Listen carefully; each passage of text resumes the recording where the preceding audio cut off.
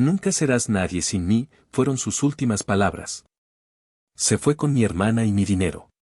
5 años después, su empresa quebró y tuvo que venir a mi oficina a suplicarme por un trabajo. Si aún no estás suscrito al canal, haz clic en el botón de suscripción y activa la campanita para no perderte ninguna de nuestras historias. Tu apoyo significa todo para nosotros. Si esta historia te parece interesante, déjale un like. También me encantaría saber de qué ciudad eres, déjanos el nombre de tu ciudad en los comentarios. Ahora, empecemos con la historia. El silencio en mi oficina es un arma. Es un ente vivo, denso y pesado, diseñado con la precisión de un arquitecto para desarmar a mis oponentes. Desde mi silla, un trono minimalista de cuero italiano detrás de un escritorio de concreto pulido que parece una pieza de arte brutalista, observo a Rodrigo. El hombre que una vez llenó mi mundo con un ruido incesante, sus risas falsas que nunca llegaban a sus ojos, sus críticas constantes disfrazadas de consejos constructivos, su arrogancia desbordante. Ahora está reducido a un silencio tembloroso, a una insignificancia casi palpable. Su traje, que alguna vez le pareció la armadura de un conquistador moderno, ahora cuelga de sus hombros caídos como una bandera en un día sin viento. Está gastado en los codos, con un brillo grasiento bajo la luz fría de los LEDs. Es, sin lugar a dudas, un traje de derrota. Afuera, el sol de la tarde baña los rascacielos de Monterrey en un resplandor dorado y líquido. El cristal de mi oficina, que ocupa la mitad del piso 48 de la Torre Morales, mi torre, no tiene ni una sola mancha. Es un lienzo perfecto que enmarca mi nuevo mundo, un mundo que construí meticulosamente desde las cenizas humeantes del que él y mi familia quemaron hasta los cimientos. Rodrigo aclara la garganta, un sonido rasposo y débil que se pierde en la inmensidad del espacio. Sus manos, esas manos que una vez encontré tan fuertes y seguras, ahora tiemblan ligeramente sobre sus rodillas, traicionando el pánico que sus ojos intentan ocultar. Ximena, comienza, pero las palabras se le ahogan, estranguladas por el peso de 5 años de historia. Gracias por recibirme. Sé que tu tiempo es valioso. Levanto mi taza de café, un espresso negro, sin azúcar, sin concesiones. El aroma amargo y potente me ancla en el presente, en mi poder. Lo miro por encima del borde de la taza de porcelana fina, dejando que el silencio se estire como un depredador, que lo acorrale, que lo incomode, que lo haga sentir tan pequeño y desvalido como él me hizo sentir a mí durante tantos años. No digo nada. La cortesía es un lujo, y él agotó su crédito conmigo hace mucho tiempo. He visto lo que has hecho con Terra Firma, continúa, forzando una sonrisa que es una mueca grotesca en su rostro demacrado. Es impresionante. Realmente impresionante. Hace una pausa, buscando mis ojos. Siempre supe que tenías talento. La mentira es tan descarada, tan patética, que casi siento una punzada de lástima. Casi. Pero entonces, el recuerdo de su voz, llena de un desprecio helado y un triunfo cruel, emerge de las profundidades de mi memoria y apaga sin piedad cualquier rescoldo de compasión. Tomo un sorbo de mi café, lento, deliberado. El líquido caliente es un contraste agradable con el hielo que siento en mis venas. Dejo la taza en su platillo con un clic apenas audible, un sonido nítido y final que retumba en el silencio como el cerrojo de una celda. Y entonces, el recuerdo viene a mí, no como una niebla difusa, sino como un relámpago, tan vívido y doloroso como si hubiera sido ayer. Su rostro, torcido en una mueca de desdén, enmarcado por las luces parpadeantes y burlonas del árbol de Navidad. El olor a pino, a canela y a traición impregnando el aire. Y su voz, cortante como un trozo de vidrio roto, pronunciando la sentencia que, en lugar de destruirme, me dio a luz. Eres una fracasada, Ximena. Por eso te dejo. La promesa de esta reunión, la visión de este momento preciso, fue la única luz, la única estrella polar que me guió a través de 5 años de oscuridad, soledad y trabajo incesante. Y ahora, aquí está él. El arquitecto de mi dolor, el ladrón de mis sueños, suplicando entre las ruinas de su propia vida. Sin tener la más mínima idea de que está sentado en el altar de la catedral que construí con las mismas piedras que él me arrojó con tanta saña. Hace 6 años, el silencio era diferente. No era un arma bajo mi control, era un vacío opresivo. Un espacio que yo intentaba llenar desesperadamente con palabras que rebotaban en las paredes de la indiferencia de mi familia. La escena se repite en mi mente como una vieja película en bucle, cada detalle grabado a fuego, la mesa del comedor de mis padres, cubierta con un mantel bordado que mi madre, Beatriz, solo sacaba en ocasiones especiales. La vajilla de porcelana, el brillo de los cubiertos de plata. Todo era una fachada, un escenario meticulosamente montado para la obra de teatro semanal llamada La Familia Solís Feliz, una producción en la que yo siempre tenía el papel de extra. Yo estaba sentada frente a Rodrigo, mi esposo en ese entonces. A su lado, mi hermana menor, Renata, resplandecía. Siempre resplandecía, como si llevara un sol portátil dentro de ella. Esa noche llevaba un vestido rojo tan ceñido que parecía pintado sobre su piel, y su risa era como el tintineo de campanillas, hueca pero encantadora. Mis padres, Arturo y Beatriz, la miraban con una adoración casi devota, un tipo de mirada que a mí nunca me dedicaron. Yo era un problema de ingeniería que admiraban a distancia, Renata era una obra de arte que adoraban de cerca. Y entonces le dije al cliente, si quieres mediocridad, hay cientos de arquitectos en Guadalajara. Si quieres una visión, me tienes a mí, contaba Rodrigo, gesticulando con una copa de vino tinto en la mano, derramando una gotita en el mantel inmaculado que mi madre ignoró. Mi padre, Arturo, soltó una carcajada estruendosa, una explosión de orgullo paternal. Ese es mi yerno. Exclamó, dándole una palmada en la espalda que casi lo hace derramar más vino. Con agallas. Así se triunfa en este negocio. No con dibujitos y sueños de pajaritos. Mi madre asintió, sus ojos brillando. Siempre has tenido esa confianza, Rodrigo. Es un don. Algunos nacen con él. Yo había escuchado esa anécdota antes. De hecho, la había vivido. La visión de la que hablaba era un concepto de diseño bioclimático que yo había pasado 3 meses desarrollando, noches enteras alimentada por café y la pasión por crear algo que importara. Se lo había explicado a él la noche anterior, con mis bocetos y cálculos esparcidos por el suelo de nuestro estudio. Él había asentido, con la mirada perdida en el partido de fútbol de la televisión, y ahora lo recitaba como si fuera una epifanía propia, añadiéndole su característico toque de arrogancia. Tragué el nudo que se formaba en mi garganta, un nudo hecho de frustración y palabras no dichas. Traté de sonreír, de participar en mi propia anulación. De hecho, el concepto es fascinante. La forma en que la estructura puede interactuar con el entorno para minimizar el impacto ecológico. Ay, Ximena, por favor, me interrumpió Renata, rodando los ojos con un dramatismo ensayado. No empieces con tus discursos técnicos en la cena. Es Navidad, no una conferencia de nerds. Aburres a todos. Rodrigo sonrió con condescendencia y me puso una mano sobre la mía, que descansaba sobre la mesa. Un gesto que para mis padres parecía de cariño, de un esposo apoyando a su esposa intelectual.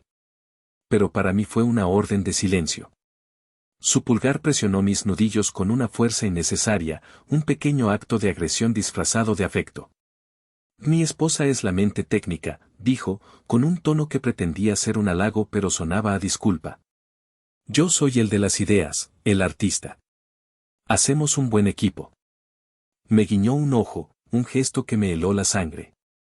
Nadie notó cómo retiré mi mano. Nadie vio la humillación que ardía en mis mejillas. Intenté cambiar de tema, aferrándome a un pequeño logro propio, una pequeña balsa en mi océano de invisibilidad. Bueno, en otras noticias, ¿recuerdan el concurso de diseño de mobiliario en el que participé?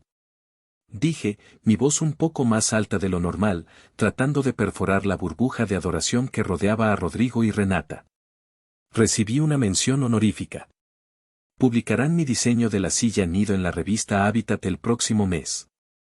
Mi madre tomó un sorbo de su vino, sus ojos ya desviándose. ¿Una mención? Ah, qué bien, hijita. ¡Qué bien! Su atención ya había sido capturada por algo más brillante. ¿Es ese el bolso que querías, mi vida? Es precioso. Renata levantó un bolso de diseñador que costaba más que mi sueldo de un mes. Rodrigo me lo regaló, dijo, lanzándole una mirada cargada de un significado que en ese momento me negué a entender. Él sí sabe cómo consentirme. Mi padre ni siquiera registró mi noticia. Estaba ocupado sirviéndole más vino a Rodrigo, inclinándose hacia él con una familiaridad que nunca compartía conmigo. Hablando de negocios, hijo. ¿Cómo va el plan para la expansión de la firma? ¿Necesitas más capital? Tu madre y yo hemos estado pensando. Me sentí como un fantasma en mi propia fiesta familiar. Era como si mi voz fuera de una frecuencia que solo los perros podían oír. Comí en silencio el resto de la cena, masticando un trozo de filete que de repente sabía a cartón. Observé la dinámica a mi alrededor como una antropóloga estudiando una tribu extraña, la forma en que Rodrigo rozaba la rodilla de Renata por debajo de la mesa, la forma en que mi madre le arreglaba el cuello de la camisa a Rodrigo, la forma en que mi padre lo llamaba hijo con más orgullo del que jamás usó para llamarme hija. Yo no era parte de ese círculo. Yo era la tramoyista, la que trabajaba en la oscuridad tras bambalinas para que las estrellas en el escenario pudieran brillar. Y esa noche, mientras recogía los platos y nadie, ni uno solo, se ofreció a ayudar, me di cuenta de que no solo era invisible. Estaba siendo borrada activamente, línea por línea, de la historia de mi propia familia. Si mi vida de casada fuera un museo, no estaría lleno de fotos felices enmarcadas en plata ni de recuerdos de viajes exóticos. Sería una colección sombría y silenciosa de traiciones, cada una exhibida en su propia vitrina de cristal, iluminada por una luz fría y dura que no dejara escapar ningún detalle doloroso. Estos son los tres artefactos principales de mi dolor, las piezas que definieron mi matrimonio y cimentaron mi caída, las pruebas irrefutables de mi larga y lenta anulación. La primera pieza, la más antigua, la llamo el proyecto robado. Ocurrió justo después de graduarnos de la universidad. Ambos estudiamos arquitectura en la misma generación, pero nuestros enfoques eran diametralmente opuestos. Mientras yo pasaba noches en vela en la biblioteca, obsesionada con la integridad estructural y la belleza funcional, Rodrigo se especializaba en el arte de las relaciones públicas. Él no estudiaba libros, estudiaba personas. Sabía a qué profesor halagar, con qué compañero asociarse. Para nuestro proyecto de tesis, yo me volqué en cuerpo y alma. Diseñé un centro cultural autosostenible para un barrio marginado, un edificio que respiraba, que recolectaba agua de lluvia, que generaba su propia energía con paneles solares integrados en la fachada. Era un organismo vivo, una declaración de principios. Fue mi obra maestra, la culminación de 5 años de estudio y pasión. Rodrigo, por su parte, diseñó un centro comercial genérico, una caja de concreto y vidrio, funcional pero sin alma, copiado de una revista de arquitectura. Una semana antes de la entrega, mi computadora sufrió un accidente. Un vaso de agua, convenientemente lleno, se derramó sobre el teclado mientras yo estaba en la biblioteca. Según Rodrigo, que estaba limpiando mi desordenado escritorio, fue un tropiezo desafortunado. Perdí casi todo. Los archivos estaban corruptos, irrecuperables. Lloré durante 2 días seguidos, una tormenta de pánico y desesperación. Rodrigo fue increíblemente comprensivo. Me consoló, me abrazó, me dijo que mi talento era innegable y que un solo proyecto no me definiría. Me ayudó a armar una presentación mediocre con los pocos bocetos que me quedaban. Luego, en la presentación final ante el sínodo, él presentó mi centro cultural. Mi diseño, mis cálculos, mis renders, que milagrosamente había encontrado en una memoria USB que yo creía perdida. Lo presentó como suyo. Su discurso fue brillante, lleno de palabras como sinergia, comunidad y futuro, palabras que había aprendido de mí. Ganó la beca de posgrado más prestigiosa del país. Cuando lo confronté esa noche en nuestro pequeño apartamento, temblando de rabia y con las pruebas en la mano, bocetos preliminares que había guardado en una carpeta física, con mi letra, mis notas, él simplemente sonrió. Una sonrisa tranquila, desarmante. Demuéstralo, dijo. ¿Quién te va a creer? ¿La estudiante histérica o el ganador de la beca? Cuando acudí a mis padres, esperando su apoyo, su indignación, me encontré con un muro de pragmatismo frío. Mi padre me sentó en su estudio, con su olor a cuero y tabaco, y me dio una lección sobre la realidad. Ximena, dijo con su voz grave y paternalista, Rodrigo tiene el carisma. Tú tienes el talento técnico. Juntos, como pareja, llegarán lejos. Él es el vendedor, tú eres la fábrica. Así funciona el mundo. Esto es por el bien de la familia. A veces, uno tiene que sacrificarse por el equipo. Mi madre añadió que estaba siendo demasiado dramática y que debería estar orgullosa de que el talento de la familia fuera reconocido. Ese día aprendí que la familia no era un refugio, era un equipo de negocios en el que yo era el activo prescindible, la materia prima. La segunda pieza de mi macabra colección es los ahorros desaparecidos. Después de casarnos, con la beca de Rodrigo financiando su posgrado, acordamos ahorrar cada centavo para fundar nuestra propia firma de arquitectos, Solís y Asociados. El nombre fue idea mía. La Y era importante para mí. Simbolizaba la unión, la igualdad. Yo tomé un trabajo corporativo en una gran constructora, un trabajo que odiaba, que aplastaba mi creatividad, pero que pagaba bien. Rodrigo, mientras estudiaba, usaba su carisma para conseguir pequeños proyectos independientes, remodelaciones de cocinas, diseños de jardines. Durante 3 largos años, deposité el 70% de mi sueldo en una cuenta conjunta. Vivíamos de forma austera, comiendo pasta y soñando con el día en que veríamos nuestro nombre en la puerta de nuestro propio estudio. Finalmente, reunimos el capital suficiente. Rodrigo, con su posgrado recién terminado, se encargó de todos los trámites legales. Déjamelo a mí, amor, dijo. Quiero que todo esté perfecto. Quiero sorprenderte. Y vaya que lo hizo. El día de la inauguración, llegué al elegante estudio que habíamos alquilado en el centro de la ciudad. Estaba lleno de nuestros amigos y familiares. Mis padres rebosaban de orgullo. Y entonces vi el letrero de latón pulido en la puerta, Construcciones Solís. La Y había desaparecido. Mi nombre había desaparecido. Cuando le pregunté, con el pánico creciendo en mi pecho, él me rodeó con el brazo y dijo frente a todos, quería que fuera una sorpresa, mi amor. Legalmente, es más sencillo si solo hay un propietario, pero tú y yo sabemos que esto es de los dos. Más tarde, esa noche, cuando las sonrisas se habían ido y le exigí una explicación real, su tono cambió. Ximena, seamos honestos. Yo soy la cara de esta empresa. Yo traigo a los clientes. Tú eres brillante, pero no sabes vender. La gente quiere hablar conmigo, no con la ingeniera. Es mejor así. Confía en mí. Mis padres, por supuesto, estuvieron de acuerdo.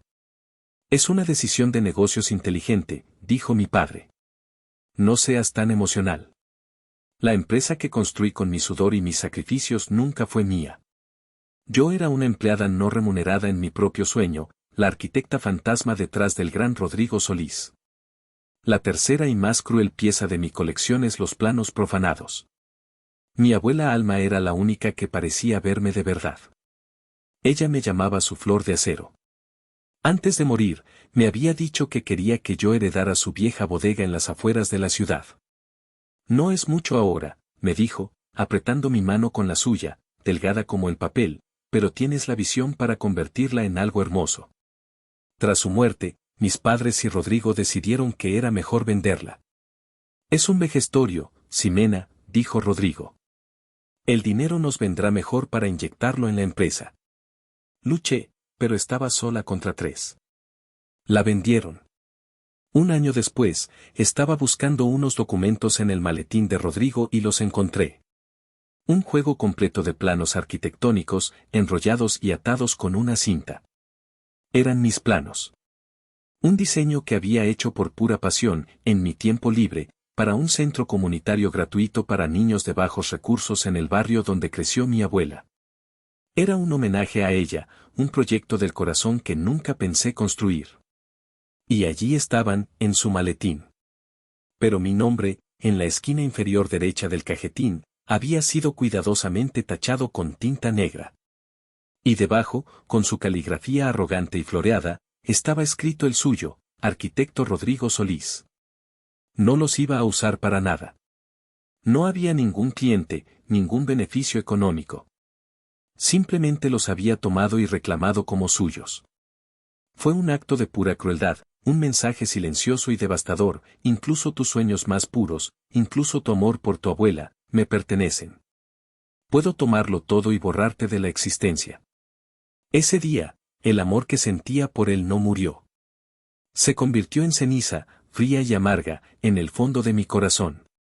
Y en esa ceniza, sin que yo lo supiera entonces, una semilla de venganza comenzó a germinar. La Navidad siempre había sido el escenario favorito de mi madre para sus producciones teatrales de Familia Perfecta. Pero esa Nochebuena, el telón se vino abajo con una violencia brutal, revelando la tragedia grotesca que se había estado gestando tras bambalinas. El aire en la casa de mis padres estaba cargado de una tensión casi eléctrica, una estática que erizaba el vello de la nuca. Rodrigo y Renata no se separaban, un par de satélites orbitando en su propio universo de secretos y risitas. Eran ajenos, o más bien, gloriosamente indiferentes a mi presencia. La cena fue una tortura exquisita. Cada bocado de pavo seco se sentía como tragar vidrio molido. Después de los postres, cuando mi madre trajo el ponche con una sonrisa que no le llegaba a los ojos, mi padre se puso de pie, carraspeando para llamar la atención. Su rostro estaba sonrojado por el vino y una emoción febril. Familia, comenzó, levantando su copa en un gesto solemne. Esta noche es especial. No solo celebramos la Navidad, sino un nuevo y emocionante capítulo para esta familia y para la empresa. Sentí una punzada de hielo en el estómago. Miré a Rodrigo, pero él no me miraba a mí. Tenía los ojos fijos en Renata, y en su rostro había una expresión de triunfo nauseabundo que me revolvió las entrañas. Como saben, continuó mi padre, ignorando mi creciente pánico, Construcciones Solís ha crecido enormemente este año. Y gran parte de ese éxito se debe a la sinergia, a la visión compartida. Por eso, nos llena de alegría anunciar que esa sinergia se fortalecerá aún más. Rodrigo y nuestra Renata han decidido unir sus vidas. El silencio que siguió fue absoluto, pesado, como la calma antes de un terremoto. El tintineo de un cubierto al caer sobre un plato de porcelana sonó como una campana fúnebre. Miré de Rodrigo a Renata, luego a mis padres. Sus rostros eran una mezcla grotesca de falsa alegría y determinación férrea. No había sorpresa. Esto había sido planeado, ensayado, ejecutado. ¿Qué? Mi voz fue un susurro roto, el último aliento de la mujer ingenua que fui. Renata se puso de pie y tomó la mano de Rodrigo, entrelazando sus dedos. Llevaba un anillo en el dedo anular, un diamante que brillaba con una luz cruel y fría. Lo sentimos, Ximena. No planeamos que pasara, simplemente, pasó. No puedes luchar contra el corazón. ¿El corazón? Repetí, la incredulidad dando paso a una rabia blanca y fría. ¿Y qué hay de nuestro matrimonio, Rodrigo? ¿Qué hay de nuestros votos? ¿De nuestros años juntos? Rodrigo finalmente me miró, y en sus ojos no había culpa, ni remordimiento, solo una fría y distante lástima, la mirada que se le da a un animal herido al borde del camino. Seamos realistas, Ximena. Nuestro matrimonio ha sido un negocio durante años. Y, francamente, el negocio ya no funciona. Renata y yo, tenemos una conexión que tú y yo nunca tuvimos. Ella me entiende. Me inspira.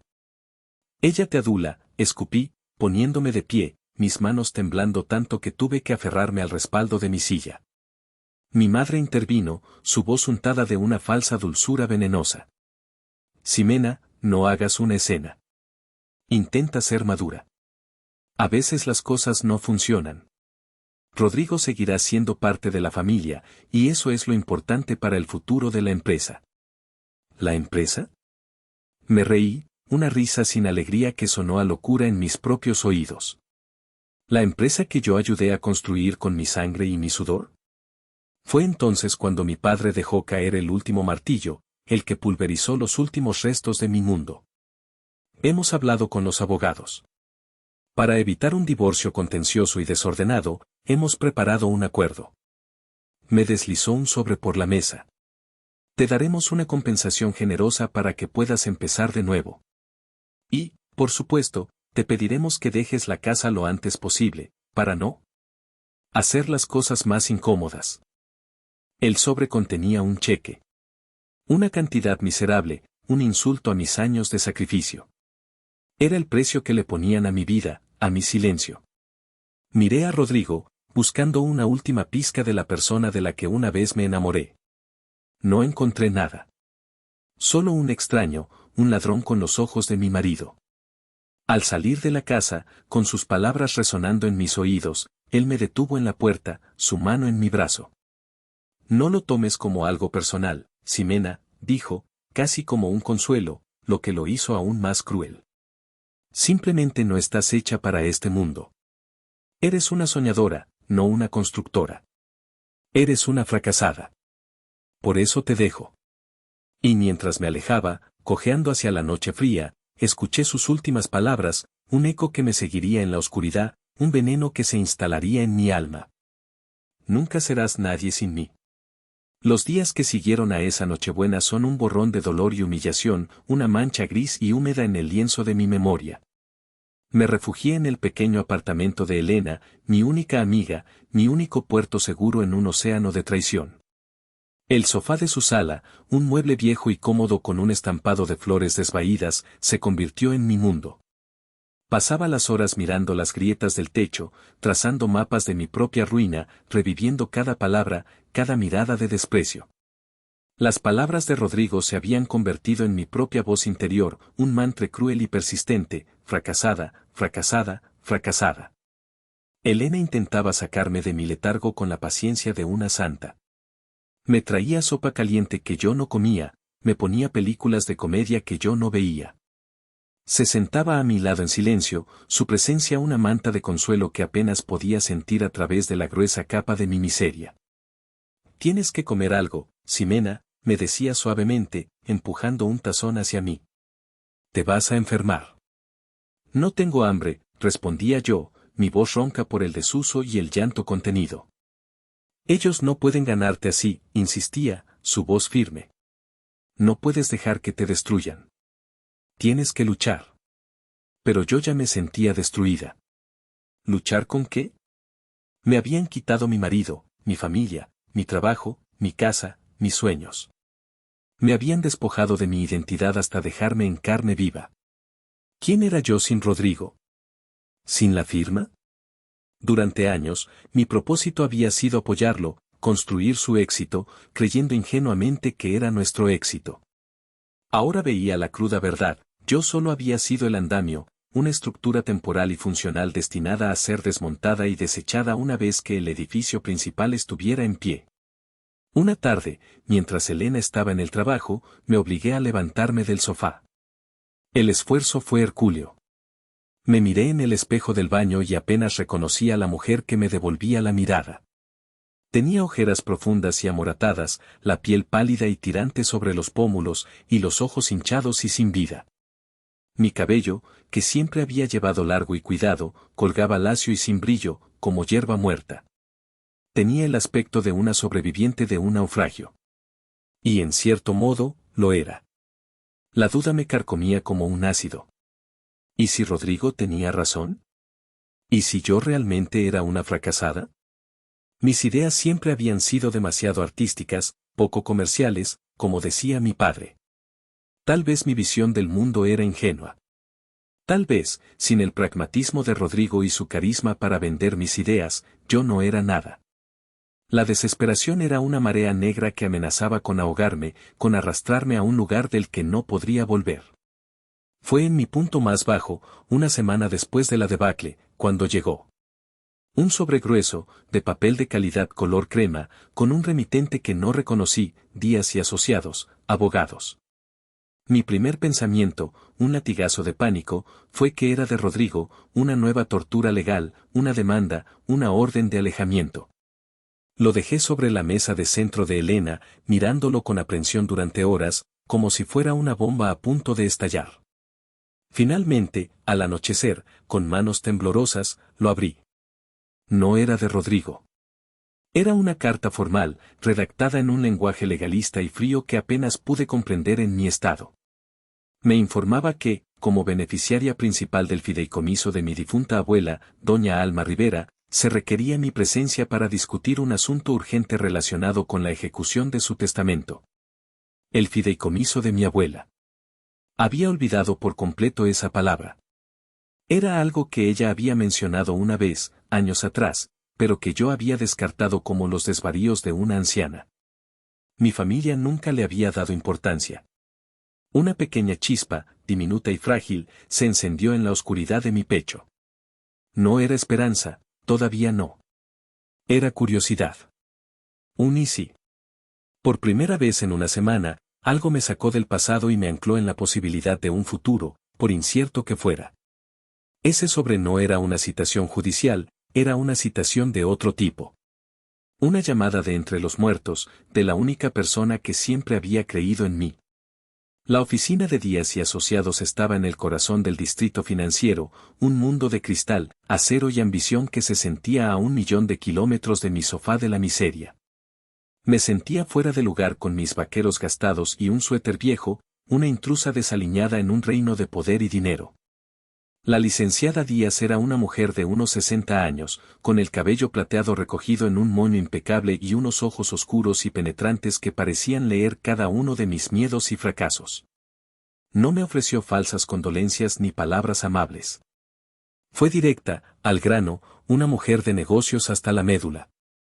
Señorita Solís, dijo, aunque yo ya no me sentía una Solís, ese nombre estaba manchado de traición. Gracias por venir. Su abuela fue una clienta muy particular. Y muy sabia. Me tendió una carpeta de cuero pesado. Su abuela, doña Alma, desconfiaba profundamente de la visión para los negocios de su yerno y de la frivolidad de su hija. Creó este fideicomiso hace 15 años, con instrucciones muy específicas de que no se le revelara a usted hasta que cumpliera 30 años o, y cito textualmente de su directiva, hasta que la vida le haya dado un golpe lo suficientemente fuerte como para que necesite sus propias herramientas para reconstruirse. La licenciada Díaz me miró por encima de sus gafas de montura fina. A juzgar por su aspecto, con todo respeto, diría que esa condición se ha cumplido. Abrí la carpeta. Mis manos temblaban. Dentro no había un cheque por una suma astronómica, como había imaginado tontamente en mis momentos más desesperados. Era algo mucho más valioso, mucho más significativo. El legado de mi abuela era un testamento de su fe inquebrantable en mí. Primero, un portafolio de acciones de una empresa de telecomunicaciones que mi abuelo, un hombre modesto pero astuto, había comprado en los años 80 por una miseria. Acciones que todos en la familia habían olvidado y que, con el boom tecnológico, habían multiplicado su valor exponencialmente. La licenciada Díaz me explicó que su valor actual, después de impuestos, rondaba los $200.000. Era una suma que me quitó el aliento. Era dinero para empezar. Era oxígeno. Pero lo segundo era el verdadero tesoro. Era la escritura de propiedad de la vieja bodega de mi abuela. La que mi familia había vendido. O eso creía yo. Su abuela nunca la vendió, aclaró la licenciada Díaz, viendo la confusión en mi rostro. Le hizo creer a su familia que la había vendido a un tercero, pero en realidad la transfirió a una sociedad controlada por este fideicomiso. Sabía que ellos no verían su valor. La propiedad es suya, Ximena. Libre de cargas y gravámenes. La bodega. El lugar donde mi abuelo guardaba sus herramientas, el lugar que olía a aserrín, a aceite de linaza y a trabajo honesto. Pero la licenciada me mostró un segundo documento, un informe de urbanismo reciente. La zona industrial donde se encontraba la bodega, antes un páramo olvidado de la ciudad, había sido recalificada. El ayuntamiento planeaba una nueva línea de metro ligero y un ambicioso parque tecnológico justo al lado. El valor del terreno se había disparado. La propiedad, que mi familia había despreciado como un vejestorio, valía ahora al menos otros $300.000. Mi mente daba vueltas, incapaz de procesar las cifras. $500.000. Era una fortuna. Era una segunda oportunidad. pero había algo más. Al fondo de la carpeta, encontré una carta escrita a mano, con la caligrafía temblorosa pero firme de mi abuela. Mi querida Flor de Acero, comenzaba. Si estás leyendo esto, es porque el mundo te ha mostrado sus dientes. Bien.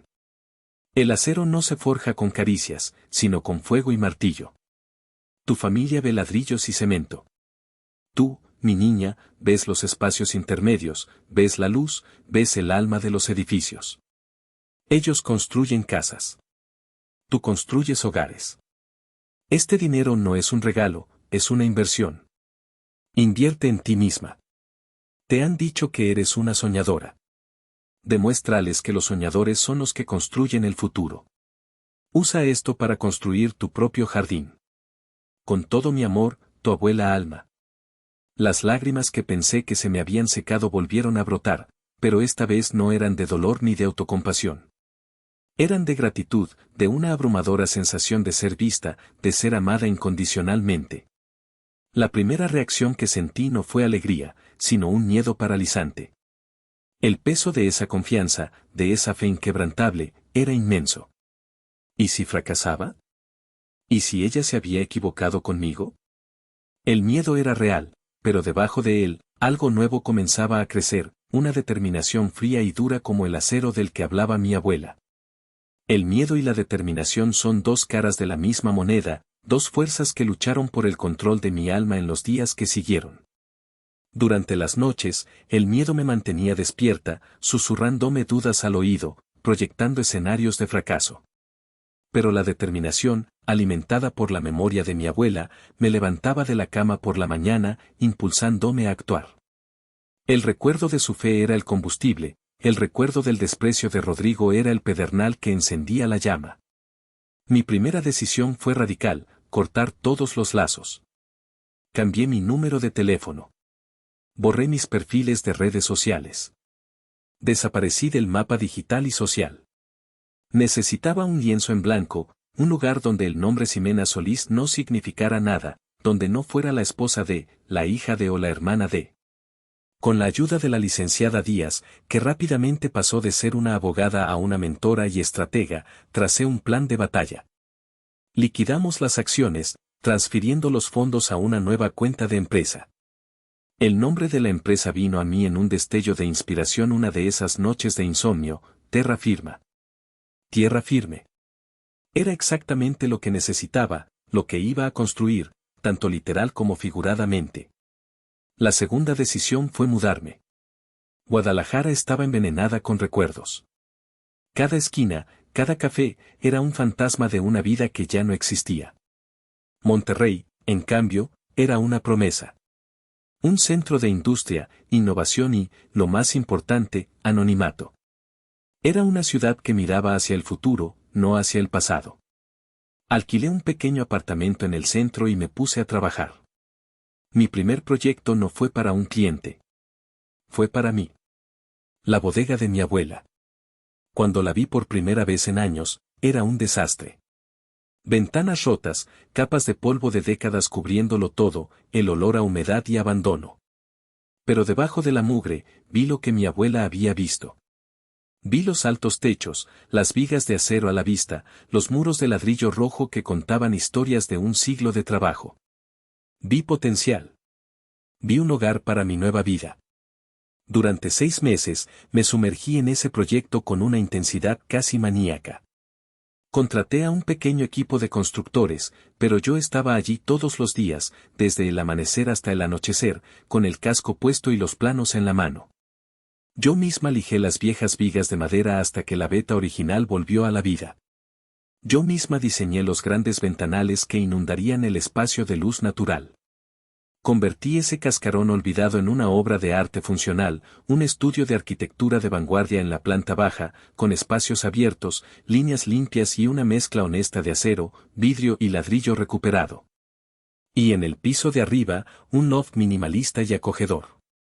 Mi santuario. Fue un trabajo agotador, física y emocionalmente. Hubo días en que los problemas parecían insuperables, una tubería oculta que se reventó e inundó el suelo recién pulido, un permiso municipal que se retrasaba por una burocracia exasperante. En esos momentos, la voz de Rodrigo volvía, burlona, ves, no puedes hacerlo sola. Pero entonces miraba la carta de mi abuela, que había enmarcado y colgado en la pared aún sin terminar, y seguía adelante, ladrillo a ladrillo. El día que Terra Firma abrió oficialmente sus puertas, no hubo una gran fiesta. Solo estábamos Elena, que había volado desde Guadalajara para la ocasión, la licenciada Díaz y yo. Brindamos con champán en vasos de plástico, sentadas en el suelo de concreto pulido porque aún no habían llegado los muebles. Por la flor de acero, dijo Elena, levantando su vaso, sus ojos brillantes de orgullo. Por los nuevos comienzos, añadió la licenciada Díaz, con una rara sonrisa. Yo miré a mi alrededor, al espacio que había nacido de la ruina y la fe. Por los soñadores, dije, mi voz firme por primera vez en mucho tiempo. Porque somos los que construyen el futuro. Mi misión había comenzado. No iba a construir solo edificios. Iba a construir un imperio sobre las ruinas de la mujer que una vez fui. Los siguientes 5 años fueron una vorágine de trabajo implacable, una escalada constante y silenciosa. Monterrey no me regaló nada, tuve que arrancarle cada oportunidad con las uñas y los dientes. Los primeros meses fueron una lección de humildad y perseverancia. Competía contra firmas establecidas, contra apellidos que llevaban generaciones en el negocio. Yo solo tenía un portafolio de proyectos universitarios, los que no me habían robado, y un estudio impresionante pero vacío. Mi primera oportunidad fue pequeña, casi insignificante, el rediseño de una cafetería local cuyo dueño, un hombre mayor y escéptico, se arriesgó conmigo porque mi presupuesto era el más bajo. Me obsesioné con ese proyecto. No dormí durante semanas.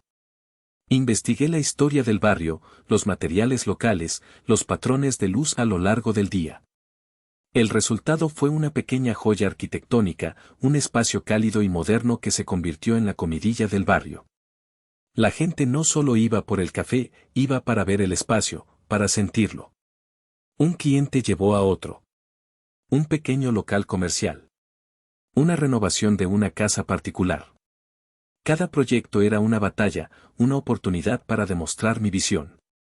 A diferencia de Rodrigo, que vendía promesas vacías y fachadas llamativas, yo vendía resultados. Mis edificios no solo eran hermosos, eran inteligentes. Eran sostenibles, eficientes energéticamente, diseñados para el bienestar de quienes los habitaban.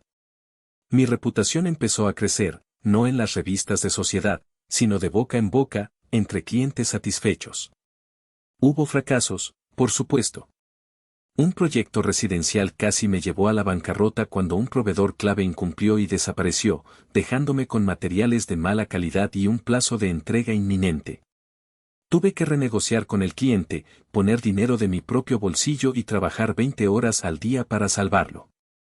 Esa experiencia me endureció, limó los últimos vestigios de la ingenua Ximena. Aprendí a ser una negociadora implacable, a leer la letra pequeña de cada contrato, a no confiar en nadie ciegamente. Mientras Terra Firma crecía, yo también cambiaba. Contraté a un socio, un arquitecto mayor y respetado llamado Héctor, para que fuera la cara pública de la empresa. Yo permanecí en la sombra, la estratega, la mente creativa detrás de todo. Mi nombre no aparecía en las revistas de arquitectura, pero mi estilo inconfundible sí. Se empezó a hablar del toque Terra Firma. Mi transformación fue también externa. El cabello largo y ondulado que a Rodrigo le encantaba fue reemplazado por un corte bob, afilado y preciso como mis diseños. Mi guardarropa de vestidos florales y colores suaves fue sustituido por trajes de pantalón de corte impecable, blusas de seda en tonos neutros y tacones que resonaban con autoridad en los suelos de mármol. Mi apariencia se convirtió en un reflejo de mi trabajo, estructurada, funcional, sin adornos innecesarios.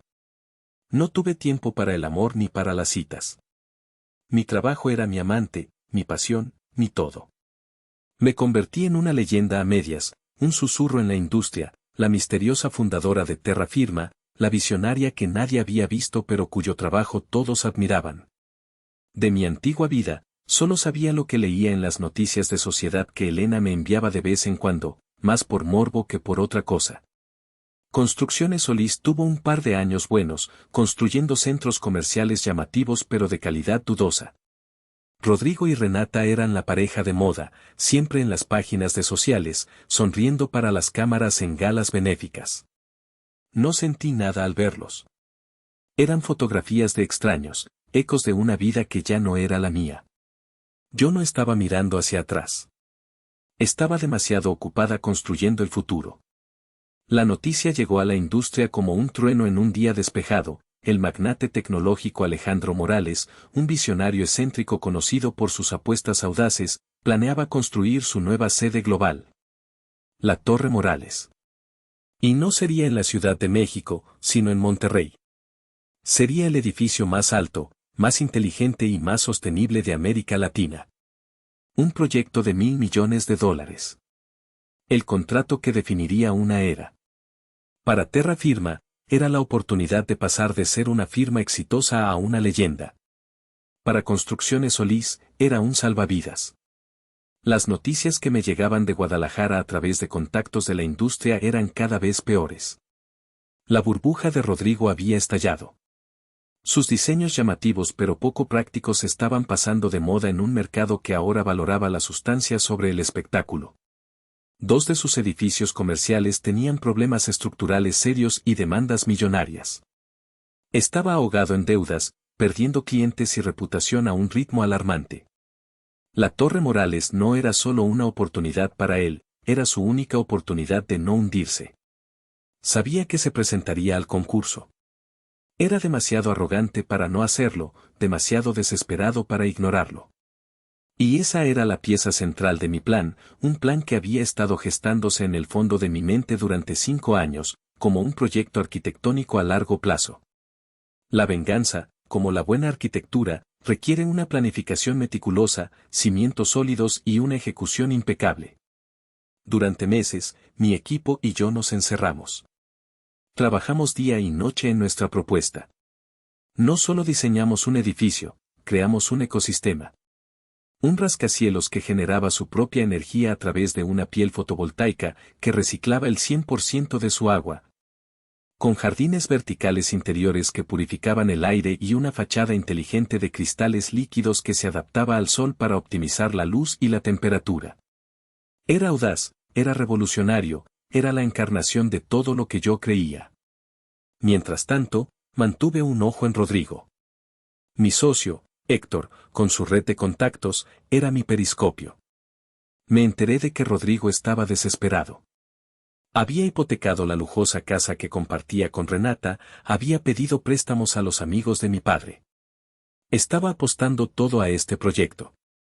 Se enteró de que su principal competidor era la misteriosa y exitosa firma de Monterrey, Terra Firma. La ironía era deliciosa. Estaba compitiendo contra el fantasma de la mujer que había creado y destruido, sin siquiera saberlo. La lista de finalistas se redujo a 5, luego a 3, y finalmente a 2, Construcciones Solís y Terra Firma. La confrontación final era inevitable. El escenario estaba listo. La noche antes de la presentación, me paré frente al ventanal de mi loft, mirando las luces de la ciudad que se extendían como una galaxia a mis pies. No sentía nervios, solo una calma fría y absoluta. Había repasado cada detalle de la presentación 1000 veces. Conocía cada número, cada material, cada ángulo. Pero esto era más que un negocio. Era un juicio. Durante 5 años, había dejado que mi trabajo hablara por mí. Mañana, por primera vez, yo iba a hablar por mi trabajo. Iba a reclamar mi nombre, mi historia, mi futuro. La carnada estaba en el agua. Y yo sabía, con una certeza que me helaba los huesos, que el tiburón hambriento y desesperado iba a morder. La sala de juntas de Morales Corp era un santuario de poder minimalista. Una enorme mesa de roble negro que parecía flotar en el espacio, sillas de diseño ergonómico y una pared de cristal que ofrecía una vista de 180 grados de la ciudad. En la cabecera, Alejandro Morales, un hombre cuya fortuna era tan legendaria como su aversión a la mediocridad, nos observaba a todos con ojos de halcón, sin revelar ninguna emoción. El equipo de Construcciones Solís estaba allí en pleno. Rodrigo, con un traje que intentaba parecer caro pero que no lograba ocultar la tensión en la línea de su mandíbula. Renata, a su lado, más como un accesorio de moda que como una socia, con una sonrisa plástica pegada en la cara y mirando su teléfono cada 2 segundos. Y mis padres, Arturo y Beatriz, sentados en la segunda fila, como los reyes de una dinastía en decadencia, para proyectar esa imagen de empresa familiar sólida que tanto les gustaba. Sus rostros estaban llenos de una ansiedad apenas disimulada. Rodrigo fue el primero en presentar. Su voz, normalmente tan segura y resonante, tenía un ligero temblor que intentaba ocultar con un volumen excesivo. Su presentación fue predecible. Un rascacielos de vidrio y acero, imponente pero genérico, una copia de algo que ya se había visto en Dubái o en Shanghái. Habló de lujo y estatus, usando todas las palabras de moda que ya no impresionaban a nadie. Mostró renders llamativos pero que carecían de detalles técnicos. Fue una presentación de superficie, sin alma, como él. Cuando terminó, hubo un aplauso cortés pero tibio. Morales ni siquiera parpadeó. Gracias, señor Solís, dijo Morales, su voz plana. Ahora, escucharemos a terra firma. Mi socio, Héctor, se levantó, proyectando una imagen de serena confianza. Gracias, señor Morales. Hoy, la presentación de nuestro proyecto no la haré yo, sino la mente maestra detrás de nuestra firma, la fundadora y arquitecta principal de Terra Firma. Se hizo un silencio expectante. Vi a Rodrigo intercambiar una mirada de suficiencia con Renata. Probablemente esperaba a un viejo arquitecto aburrido y polvoriento.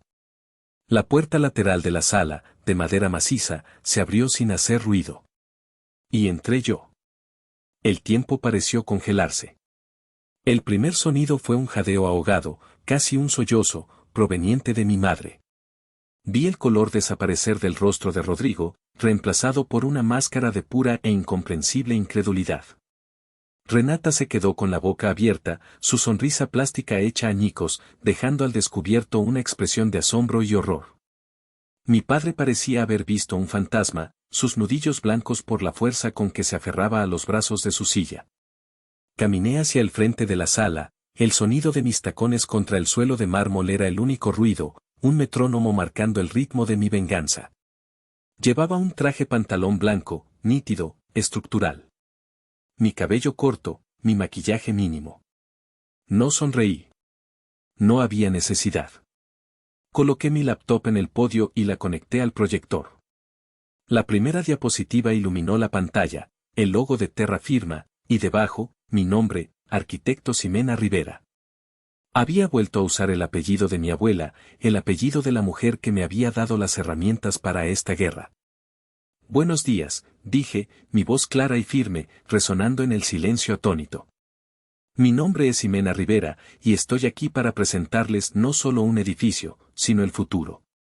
Durante los siguientes 30 minutos, los guié a través de mi visión. No hablé de lujo, hablé de legado. No hablé de estatus, hablé de sostenibilidad. Mostré renders fotorrealistas, datos de eficiencia energética, planos que eran tan intrincados como hermosos. Describí un edificio que no solo albergaría a miles de trabajadores, sino que mejoraría sus vidas, un edificio que devolvería más al medio ambiente de lo que tomaba. Mi voz era apasionada pero controlada, cada palabra elegida con precisión. Cuando terminé, no miré a mi familia. Miré directamente a Alejandro Morales. Él me sostuvo la mirada durante un largo momento, una eternidad en la que se decidió mi destino. Luego, lentamente, una sonrisa genuina, la primera que había mostrado en toda la mañana, se dibujó en su rostro. Se puso de pie. Y comenzó a aplaudir. Señorita Rivera, dijo, su voz ahora llena de un entusiasmo contagioso. En 20 años en este negocio, nadie me había presentado algo tan brillante, tan audaz, tan completo. La decisión está tomada. El contrato es suyo. El aplauso se generalizó en la sala. A través del ruido, mis ojos se encontraron con los de Rodrigo. En ellos no vi rabia, ni siquiera odio. Vi algo mucho peor, La comprensión devastadora y absoluta de que la mujer que había llamado fracasada acababa de superarlo en todos los niveles imaginables. Lo había destruido, y lo había hecho sin levantar la voz, usando la única arma que él nunca pudo robarle, su talento. El final de la reunión fue un borrón de felicitaciones y apretones de manos. Mientras el equipo de Morales me rodeaba, entusiasmados, mi atención periférica captó el drama silencioso que se desarrollaba en el otro lado de la sala. Era como ver una implosión a cámara lenta, un desastre sin ruido pero igualmente devastador. Rodrigo estaba paralizado, su rostro de un blanco ceroso, como una estatua de mármol a punto de resquebrajarse. Renata tiraba de su brazo, su voz un siseo agudo y frenético que apenas llegaba hasta mí. ¿Rodrigo? Rodrigo, di algo. Haz algo. Pero él no se movía, sus ojos fijos en el vacío, viendo cómo el futuro que había apostado se convertía en polvo ante él. Mi padre, Arturo, el hombre de la confianza inquebrantable, el patriarca, parecía haber envejecido 10 años en 10 minutos. Se tuvo que apoyar pesadamente en el respaldo de una silla, su respiración agitada. Mi madre, Beatriz, estaba de pie a su lado, con una mano en el pecho, su rostro una máscara de horror y confusión. Sus miradas iban de mí a Rodrigo, tratando de procesar una realidad que su universo ordenado y predecible no podía contener. La hija invisible, la fracasada, la nota a pie de página en la historia familiar, era ahora la figura de poder en la sala. El yerno dorado, el futuro de la familia, estaba en ruinas. Cuando finalmente logré liberarme del círculo de ejecutivos, caminé lentamente hacia la salida. Mi camino me obligó a pasar junto a ellos. No los miré, pero sentí el peso de sus 4 pares de ojos sobre mí. Sentí el odio puro y venenoso de Renata, la desesperación abyecta de Rodrigo, la incredulidad herida de mis padres. No sentí triunfo, no en ese momento. Sentí una extraña calma, una sensación de cierre, como cuando la última pieza de un complejo rompecabezas encaja en su lugar. El círculo se había completado. La justicia, no la que dictan los tribunales, sino la que teje el tiempo, el trabajo y el talento, se había servido. Mientras esperaba el ascensor en el vestíbulo de mármol, escuché a mi madre llamarme, su voz temblorosa, casi irreconocible. Ximena. Me detuve, pero no me di la vuelta. No podía. Mirar su rostro en ese momento habría sido demasiado. ¿Cómo pudiste? Susurró, su voz cargada de una acusación que no entendía. No preguntaba cómo había tenido éxito. Preguntaba cómo me había atrevido a tenerlo sin ellos, en contra de ellos. Ustedes me enseñaron, respondí, mi voz fría y tranquila, dirigiéndome a las puertas de acero pulido del ascensor. Me enseñaron que en los negocios, como en la vida, solo sobreviven los más fuertes. Solo estoy aplicando su lección. Las puertas del ascensor se abrieron con un suave zumbido. Entré y presioné el botón del vestíbulo. Mientras las puertas se cerraban, borrando lentamente su imagen, mi último vistazo fue a los 4 rostros que habían definido mi pasado. Eran los rostros de la derrota. Y por primera vez en mi vida adulta, me sentí verdaderamente, absolutamente libre. La victoria en la sala de juntas fue solo el primer movimiento de mi estrategia final, el jaque. El jaque mate, la verdadera jugada maestra, el golpe de gracia, estaba reservado para el público, para el mundo. Una semana después, Morales Corp organizó una gran conferencia de prensa para anunciar oficialmente el proyecto de la Torre Morales. El salón de un hotel de lujo estaba lleno hasta los topes de periodistas, magnates de la industria y políticos locales. Yo estaba en el estrado, al lado de Alejandro Morales, tranquila y serena bajo el bombardeo incesante de los flashes de las cámaras. Después de los discursos iniciales llenos de optimismo y cifras astronómicas, llegó el turno de las preguntas. Un periodista de un importante diario financiero, un hombre conocido por sus preguntas incisivas, se levantó. Señorita Rivera, felicidades. Su diseño es revolucionario. La pregunta que todos nos hacemos en el sector es, dada la magnitud de este proyecto, ¿con qué constructora local planea asociarse para llevar a cabo una obra de esta envergadura? Era la pregunta que había estado esperando. La sala se quedó en silencio. Todas las grandes constructoras del país habían estado moviendo sus hilos tras bambalinas, compitiendo por un trozo de este pastel multimillonario. Tomé el micrófono, sintiendo el metal frío bajo mis dedos. Es una excelente pregunta. La calidad de la ejecución es tan importante como la calidad del diseño. Por eso, en Terra Firma hemos adoptado una política de integración vertical siempre que sea posible. Para un proyecto de esta importancia, no podemos dejar nada al azar. Hice una pausa, dejando que la tensión se acumulara, barriendo la sala con la mirada. Por lo tanto, para garantizar el control absoluto sobre cada fase de la construcción, desde el primer cimiento hasta el último panel de vidrio, Terra Firma no se asociará con una constructora. En su lugar, hemos adquirido una. Se escuchó un murmullo de sorpresa en la sala. Los periodistas se miraron unos a otros, confundidos. Durante los últimos 6 meses, continué, mi voz cortando el ruido como un bisturí, mi equipo financiero ha estado adquiriendo silenciosamente la deuda de una de las constructoras más antiguas de Guadalajara. Una empresa con una amplia experiencia en proyectos a gran escala, pero que lamentablemente ha estado sufriendo problemas de gestión financiera y un apalancamiento excesivo. Al convertirnos en sus principales acreedores ante varios bancos, hemos ejecutado nuestras garantías y tomado una participación mayoritaria y controladora. Otro periodista gritó desde el fondo, sin esperar el turno de palabra, ¿qué empresa es? Miré directamente a la cámara principal, la que transmitía en vivo por los canales de noticias de negocios. Sabía que en algún lugar, en una casa lujosa pero ahora llena de pánico, ellos estarían viendo esto. La empresa es Construcciones Solís. El efecto fue como una detonación. La sala estalló. Los periodistas se pusieron de pie, gritando preguntas al mismo tiempo. ¿Significaba eso que Rodrigo Solís trabajaría para mí?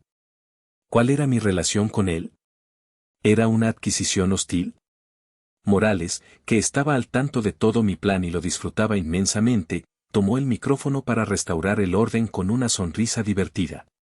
Pero el mensaje ya había sido enviado, directo al corazón del enemigo. No solo le había ganado a Rodrigo. No solo lo había humillado. Lo había comprado. Su empresa, su nombre, su legado familiar, todo lo que había construido sobre mi espalda, ahora me pertenecía. Él ya no era mi rival. Era mi empleado. O más bien, lo sería hasta que yo decidiera lo contrario. Esa noche, en mi loft, vi la repetición de la conferencia de prensa en las noticias. Vi mi propio rostro, sereno, en control. Y pensé en la ironía. Rodrigo me había borrado de su empresa, de su vida. Y ahora, yo tenía el poder de borrarlo a él del mapa empresarial para siempre. El golpe no había sido solo de gracia. Había sido poético. Y así, volvemos al principio. A mi oficina, al silencio, al hombre roto sentado frente a mí. Después de la conferencia de prensa, el mundo de Rodrigo se desintegró con una velocidad brutal. Los pocos clientes que le quedaban lo abandonaron en masa. Sus amigos y contactos de negocios dejaron de contestar sus llamadas. Los bancos, ahora respondiendo ante mí, congelaron sus líneas de crédito. Se encontró atrapado, en una jaula que yo había construido a su alrededor.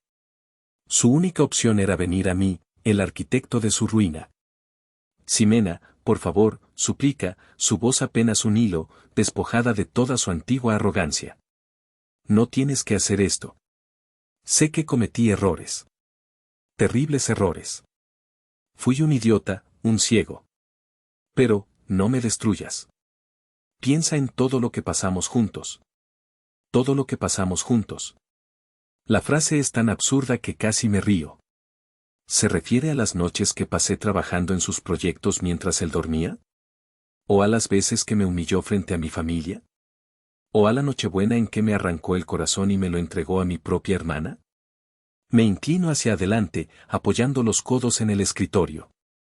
Lo miro directamente a los ojos, asegurándome de que vea que no hay ni una pizca de duda, ni una sombra de piedad en los míos. Tienes razón, Rodrigo, digo, mi voz suave pero implacable. Cometiste errores. Pero tu mayor error no fue engañarme con mi hermana. Ni robar mis ideas. Ni echarme de mi casa con una miseria. Él me mira, confundido, una pequeña y patética llama de esperanza parpadeando en sus ojos. Tu mayor error, continuó, saboreando cada palabra, fue subestimarme. Creíste tu propia mentira. Creíste que yo era débil, que te necesitaba para sobrevivir. Creíste que era una fracasada. Me pongo de pie y camino hacia el ventanal, dándole la espalda. Miro la ciudad que ahora es mi dominio, mi tablero de juego. Y en cierto modo, tenías razón. La mujer que era antes, la que te amaba, la que te perdonaba todo, ella sí era una fracasada. Fracasó en ver su propio valor. Fracasó en defenderse. Así que quiero darte las gracias. Me doy la vuelta para enfrentarlo. Su rostro es un poema de confusión y miedo. Gracias por enseñarme esa lección. Gracias por destruirla. Porque de sus cenizas nació la mujer que soy hoy. Y esta mujer no te necesita. No te odia. Simplemente, ya no te ve. Vuelvo a mi escritorio y tomo un único documento de una carpeta de cuero. Es su carta de despido. La deslizo sobre la superficie pulida del escritorio. Se detiene justo frente a él. Tu puesto ha sido eliminado como parte de la reestructuración de la empresa, digo, mi tono tan neutral como el de un cirujano anunciando una amputación necesaria. Tienes 1 hora para recoger tus efectos personales. El equipo de seguridad te acompañará a la salida. Él mira el papel, luego a mí, sus ojos llenos de una desesperación abyecta. Abre la boca, pero no sale ningún sonido. Ya no hay nada que decir. La conversación, la que realmente importaba, terminó hace 5 años. Esto es solo el epílogo. Al día siguiente, mi hermana Renata me llamó. Su voz, normalmente tan melódica y segura de sí misma, era un chillido histérico, agudo y lleno de lágrimas. Gritaba que yo era un monstruo, que había destruido a la familia, que le había quitado todo a Rodrigo, que cómo podía ser tan cruel. La escuché en silencio, sin interrumpir su torrente de acusaciones. Cuando finalmente se detuvo para tomar aire, le respondí con una calma que supe que la enfurecería aún más. Yo no destruí a la familia, Renata, le dije. Solo expuse los cimientos podridos que ya estaban ahí. La casa se derrumbó por su propio peso. Yo solo encendí la luz para que todos pudieran verlo. Colgué antes de que pudiera responder. Mientras sostenía el teléfono, mirando la ciudad bulliciosa que se extendía bajo mis pies, una pregunta flotó en mi mente, una pregunta que todavía me hago a veces en las noches silenciosas. Cuando el único sonido es el viento contra el cristal de mi torre. ¿Estuve mal?